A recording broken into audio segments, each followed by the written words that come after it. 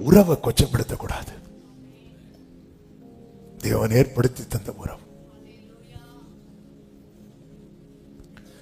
எனக்கு முடியாம போய் நான் ஜெபிக்காம இருக்கிறது வேற. எனக்கு நடக்காததுனால நான் ஜெபிக்காம இருக்கிறேன்னா, நான் ஆண்டவர் சமூகத்தில் வந்து நிக்கிறது எதுக்கு தெரியுமா? கூலிக்காக. இளையகுமாரன் திரும்பி வந்தது பிள்ளையாக அல்ல, வேலைக்காரனாக தான் வந்தான். ஆனா தகப்பன் அவனை யாரா பார்க்க முடியல தெரியுமா? வேலைக்காரனா பார்க்க முடியல. தூதனை தேவனால் பிள்ளையாய் பார்க்க முடியாது. என்னை அவரால் வேலைக்காரனா பார்க்க முடியாது. இதை எனக்கு அவர் பாராட்டின கிருபை. உனக்கு கூலி வேணுமாடான்னு கேட்டா,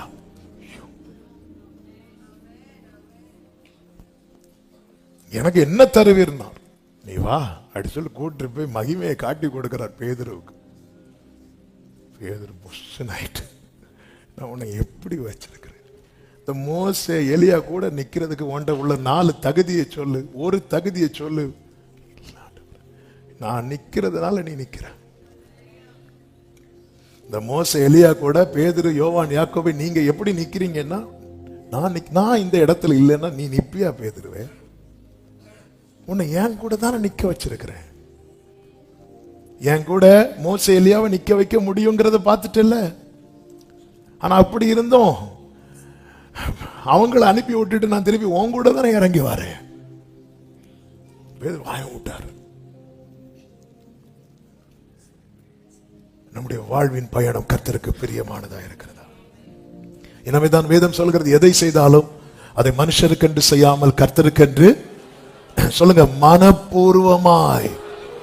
மனப்பூர்வமாய் பாடுறீங்களா? பாட்டு, ஐயோ இன்னைக்கு பாட்டு பாடல், ஐயோ இன்னைக்கு எக்ஸாம். பைபிள் படிச்சுட்டு போனியா? கூலி. பைபிள் படிச்ச உடனே அவர் வந்து எக்ஸாம் அவரே வந்து எழுதி தந்துருவார். கூலி இல்லாம கதவை போட்டுவானா? ஆண்டு எனக்கு பிடிக்கல அப்படிங்கிறாரு. ஏன்னா உன்னை நான் தானப்பா உன் சுதந்திரம்னு சொல்லி உன்னை இதுவரை கூட்டிட்டு வந்தேன். நான் தான். அவங்கவுங்களுக்குன்னு ஒவ்வொரு சுதந்திரம் இருக்கும்போது, லேவி கோத்திரமே நான் தானே உன் சுதந்திரம். அதன் அர்த்தம் என்ன? உனக்கு என்னன்னாலும் நான் பார்த்துக்கிறேன், என்கிட்ட கேளு. ஆமென்.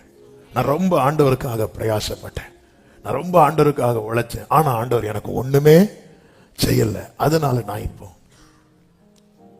கூலி இல்லாம. அதனால ஒருத்தங்கள்ட்ட கேட்டேன், டவுட்ல கேட்டேன், இப்போ பழையது போலெல்லாம் வசனம் எல்லாம் எழுத முடியுதா? தாங்க. எத்தனை வருஷம் ஆச்சு? 4 வருஷம் ஆச்சு. எனக்கு கூலி கிடைக்கல. முந்தி இப்படி எழுதி எழுதி எழுதி மனப்பாடம் பண்ணி அப்படியே வாஸ்து வாஸ்து வாஸ்து வாஸ்து வாஸ்து வாஸ்து வாஸ்து வாஸ்து பார்த்தா நம்ம வெளிப்படுத்தினதை பார்த்தா அவ்வளவு வாஞ்சையில வெளிப்படுத்தினு பார்த்தா கடைசியில கூலி இல்லாம போச்சு. கூலி இல்லாம போனது நம்ம ஜபம் எல்லாம் காலியாச்சு. ஜபம் போச்சு, எல்லாம் போச்சு. ஆனா எதிர்பார்த்த கூலி கிடைக்கல. ஆண்டவர் பார்க்கிறாரு, உன்னை நான் எப்படி வச்சிருக்கிறேன். ஹல்லேலூயா. நம்ம வீட்டில் ஒரு ஃபங்க்ஷன் நடக்குது. வேலை செய்யறவங்களுக்கு அந்த வேலைக்கான கூலி கொடுக்கும் போது நம்ம பிள்ளைகளுக்கும் போய், நீ எவ்வளவு நேரம் வேலை பார்த்த, இன்னும் 500 ரூபான்னு கொடுப்போமா? கொடுத்த பிள்ளை வாங்குவோம், அது வேற. அவனுக்கு கிடைச்சது ஆனா நம்ம கொடுப்போமா? கொடுக்க மாட்டோம். அந்த வரிசையில பிள்ளை வந்து நின்று இப்படி கை நீட்டி நிக்கிறத பார்த்தா எப்படி இருக்கும் தெரியுமா? அந்த கம்பை எடுத்துட்டு வா. ராஜா வீட்டு பிள்ளை. சொல்லுங்க, பக்கத்துல பார்த்து சொல்லுங்க, ராஜா வீட்டு பிள்ளை. கூலிக்காக ஆண்டவரை தேடாதீங்க. கூலிக்கா இங்க வந்தா, ஆமா இங்க வந்தா அப்படி இப்படி.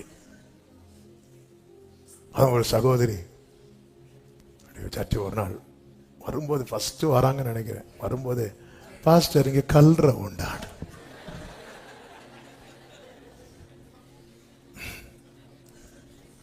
டைம் ஆகும்போது வைக்கலாம். கூலிக்காக இங்க வந்தா அது நடக்கும், இது நடக்கும். கர்த்தர்கிட்ட வந்தா எல்லாம் நடக்கும். ஆனா நான் தேடுவது கூலிக்காக இருக்கக்கூடாது. நேரம் போய்விட்டது. ஒரு வார்த்தை 2 நிமிஷத்துல சொல்லி ஜெபிக்கிறேன். 3வது, நமக்கு ஒப்புவிக்கப்பட்டதை சரியாக கையாளுகிறோமா? லூக்கா 19வது அதிகாரம் 12 முதல் பார்க்கும்போது, பிரபுவாகிய ஒருவன் ஒரு ராஜ்யத்தை பெற்றுக்கொண்டு திரும்பி வரும்படிக்கு தூர தேசத்துக்கு போக புறப்பட்டான். புறப்படும் போது அவன் தன் ஊழியக்காரர்கள் 10 பேரை அழைத்து அவர்களிடத்தில் 10 ராத்தல் திரவியம் கொடுத்து, நான் திரும்பி வரும் அளவும் இதை கொண்டு வியாபாரம் பண்ணுங்கள் என்று சொன்னான். 15வது வசனம், அவன் ராஜ்யத்தை பெற்றுக்கொண்டு திரும்பி வந்தபோது தன்னிடத்தில் திரவியம் வாங்கியிருந்த அந்த ஊழியக்காரரில் அவன் வியாபாரம் பண்ணி சம்பாதித்து இவ்வளவு என்று அறியும்படி அவர்களை தன்னிடத்தில் வரவழைத்தான். எத்தனை பேருக்கு வரவழைத்து இந்த ராத்தலை கொடுத்து விட்டு போகிறான்? 10 பேர். எத்தனை பேர்? 10 பேர். எதுக்காக போகிறார்? ராஜ்யத்தை பெற்றுக்கொண்டு திரும்பி வரும்படி. இதெல்லாம் இயேசு கிறிஸ்து தம்மை முன்னிறுத்தி தான் சொல்லிக் கொண்டிருக்கிறார் தம்முடைய ஜனத்துக்கு, தம்முடைய சீஷர்கள். அழைக்கப்பட்ட ஒவ்வொருவருக்கும் என்று தேவன் ஒன்றை ஒப்புவித்து விட்டு தான் போயிருக்கிறார். அவர் ராஜ்யத்தை பெற்றுவிட்டு சகல தூதர்களோடும் பரிசுத்தவான்களோடு கூட ஆரவார எக்கால துணியோடு கூட பிரதான தூதனோடு கூட அவர் வரும்போது அவர் எதிர்கொண்டு போக ஆயத்தமா இருக்கணும். அதிலே ஒப்புவிக்கப்பட்டதை சரியாய் கையாண்டவனை குறித்து வேதம் சொல்லுகிறது. முந்தினவன் then came first அப்படின்னு இருக்கு. ஃபர்ஸ்ட் ஒருத்தன் வந்து நிக்கிறான். நல்ல கவனமா கேளுங்க. நமக்கு ஒப்புவிக்கப்பட்டதை நாம் சரியாய் கையாளுகிறோம் என்றால் நாம தான் இந்த பூமியில அவருடைய வருகையை எதிர்க்கு நோக்கி இருக்கிற முதல் ஆள்.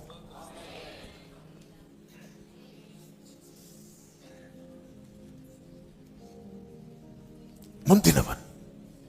இன்னைக்கு ஏன் அந்த எப்போ வருவீர் என் இயேசுவே ஏங்கி உள்ளம் உம்மை தேடுதே, ஏன் தேட மாட்டேங்குது?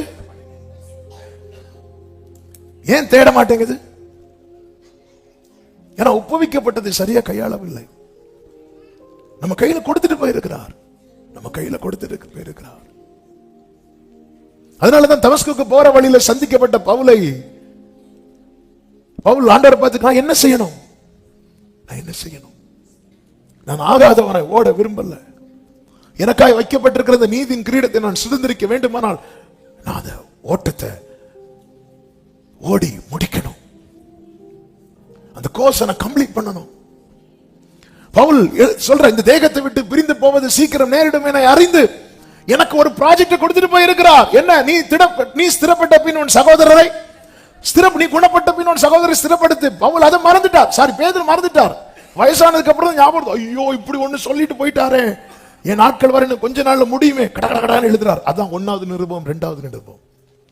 இந்த தேகத்தை விட்டு பிரிந்து போவது சீக்கிரம் நேரிடும் என்று அறிந்து நான் இதை உங்களுக்கு எழுதுறேன் அப்படிங்கிறார். முந்தினவன். அடுத்து சொல்லப்பட்டிருக்கிறது 2வது என்று சொல்லப்பட்டிருக்கிறது. இப்படி சொல்லிவிட்டுதான் 20வது வசனத்துல பின்பு அந்த இடத்துல எத்தனாவது, அட்லீஸ்ட் 10வது நம்பராவது சொல்லி இருக்கணும்ல. முந்தினவன் 2வதுன்னு சொல்லிட்டு இந்த இடத்துல வேறொருவன். என்னோட ஆண்டவர் பேசின வார்த்தை இதுதான். நீ 10 பேரில் ஒரு ஆளா இருக்கலாம், ஆனால் நான் உனக்கு ஒப்புவித்ததை நீ கையாளவில்லை என்றால் உன் அந்த லிஸ்டை விட்டு தூக்கிட வேண்டார். நான் தெரிந்தெடுக்கும் போது நீ 10ல் ஒருவன், 12ல் ஒருவன், 3ல் ஒருவன், 50ல் ஒருவன், 70ல் ஒருவன், 120ல் ஒருவன். ஆனால் நான் உனக்கு ஒப்புவிக்கப்பட்டதை நீ கையாளவில்லை என்றால் நான் வரும்போது நான் உன் கையில நம்பி கொடுத்துட்டு போனேன், நீ அந்த லிஸ்ட்லயே இருக்க மாட்டேன். நீ வேறொருவனாய் மாறிவிடுவார். இந்த வேறொருவனாய் மாறும்போது ஆண்டவர் சொல்ல, எனக்கு உன்னை யாருன்னே தெரியாது, அக்கிரம செய்கைக்காரரே என்னை விட்டு அகன்று போங்கள். ஆவியானவர் சபைகளுக்கு சொல்லுகிறதை காதுள்ளவன் கேட்க கடவன். 1 கொரிந்தியர் 12:7 சொல்லப்பட்டிருக்கிறது, ஆவியினுடைய அனுகிரகம் அவனுடைய பிரயோஜனத்துக்கென்று அளிக்கப்பட்டிருக்கிறது. அவனுடைய பிரயோஜனத்துக்கென்று. 1 கொரிந்தியர் 3:10 பவுல் சொல்லுகிறார், எனக்கு அளிக்கப்பட்ட தேவ கிருபையின்படியே புத்தி உள்ள சிற்பாச்சாரியை போல அஸ்திவாரம் போட்டேன், வேறொருவன் அதன் மேல கட்டுகிறான், அவனவன் தான் அதன் மேல் இன்ன விதமாய் கட்டுகிறான் என்று பார்க்க கடவன். நம்ம எப்படி வாழ்கிறோம், நம்ம எப்படி செயல்படுகிறோம், நமக்கு ஒப்புவிக்கப்பட்டது சரியா செய்யறோமா, அதை பார்க்கணுமா? 13 சொல்லப்பட்டிருக்கிறது, அவனுடைய வேலைப்பாடு வெளியாகும், நாளானது அதை விளங்க பண்ணும், ஏனெனில் அது அக்கினியினால் வெளிப்படுத்தப்படும். அவனுடைய வேலைப்பாடு எத்தன்மை உள்ளதென்று அக்கினியானது பரிசோதிக்கும். எனவேதான் ஆண்டவராகிய இயேசு கிறிஸ்து சீஷர்களை பார்த்து சொன்னார், யோவான் 9:4, பகற்காலம் இருக்கும் மட்டும் நான் என்னை அனுப்பினவருடைய கிரியை செய்ய வேண்டும், ஒருவனும் கிரியை செய்யக்கூடாத ராக்காலம் வருகிறது. நாம் நம்முடைய வழிகளை ஆராய்ந்து கர்த்தரிடத்தில் திரும்ப கிடவோம். நம்முடைய கைகளை மாத்திரமல்ல, கைகளோடு கூட இருதயத்தையோ கர்த்தருக்கு நேராக்குவோம். தேவனோடு உள்ள உறவு எப்படிப்பட்டதா இருக்கிறது? நம்முடைய வாழ்வின் பாதை கர்த்தருக்கு பிரியமா இருக்கிறதா? நமக்கு ஒப்புவிக்கப்பட்டதை நாம் சரியாக கையாளுகிறோமா? சிந்திப்போம், கர்த்தரிடத்தில் திரும்புவோம். கர்த்தர் நம்மை சரி செய்து சீர்படுத்தி அவருக்கு உகந்தவர்களாய் நிறுத்துவார்களாக. எல்லாரும் எழுந்து நிற்கலாம் ஆண்டவர் சமூகத்தில். ஹல்லேலூயா, ஹல்லேலூயா. ஓ, உம்மை போல யாரும் இல்லை, என்னை என்றும் நேசிக்க. உம்மை போல யாரும் இல்லை, என்னை என்றும் நேசிக்க. உந்தன் சத்தம் கேட்பேன், உந்தன் சித்தம் செய்வேன், உமக்காக வாழ்கிறேன். உந்தன் சத்தம் கேட்பேன், உந்தன் உமக்காக உயிர் வாழ்கின்றேன். நான் உமக்காக உயிர் வாழ்கின்றேன். நான் உமக்காக சொல்லுங்க. உம்மை போல, உம்மை போல யாரும் இல்லை, என்னை என்றும் நேசிக்க. உம்மை போல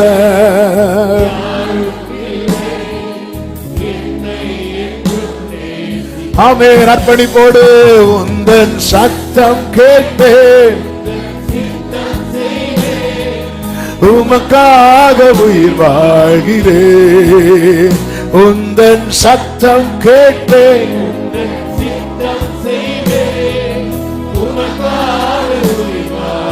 ஆமென். நான் உமக்காக உயிர் வாழ்கிறேன்.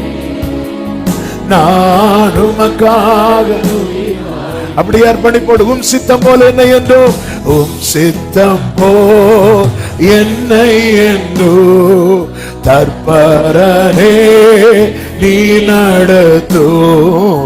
உம் சித்தம் ஆமென். ரெண்டு கைகளை உயர்த்தி என் சித்தமோ